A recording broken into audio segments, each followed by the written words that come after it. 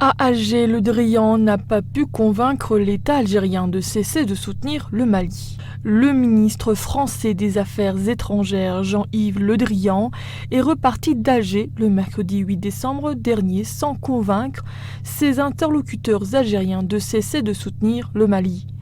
Algéripart a pu confirmer au cours de ses investigations que le dossier malien a dominé les échanges et les discussions ayant réuni Jean-Yves Le Drian à Alger avec son homologue Ramtane Lamara ainsi que le président Abdelmadjid Tebboune.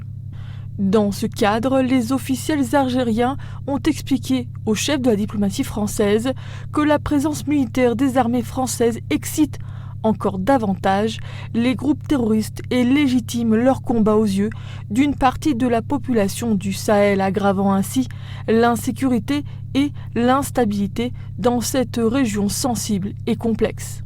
En clair, pour Alger, le déploiement des forces militaires françaises au Mali doit cesser dans les plus brefs délais pour trouver d'autres solutions alternatives permettant de juguler le terrorisme et ses ramifications. Cependant, ces arguments peinent à convaincre Paris, qui voit d'un très mauvais œil le soutien insistant d'Alger en faveur du Mali. Alger est en quête d'un allié régional qui lui voue une fidélité absolue en s'alignant sur ses positions contre les ennemis. Et dans cette région du Sahel, le Mali est isolé et n'a aucun autre soutien excepté celui d'Alger qui lui promet de l'argent et son parrainage pour conclure un véritable rapprochement avec Moscou, laquelle cherche à s'implanter dans le Sahel via Bamako. Pour l'heure, l'Algérie, premier client de l'industrie militaire russe, est la meilleure route qui mène vers Moscou et une protection russe qui pourrait assurer sa survie dans un environnement international totalement hostile à la militarisation de la vie politique malienne.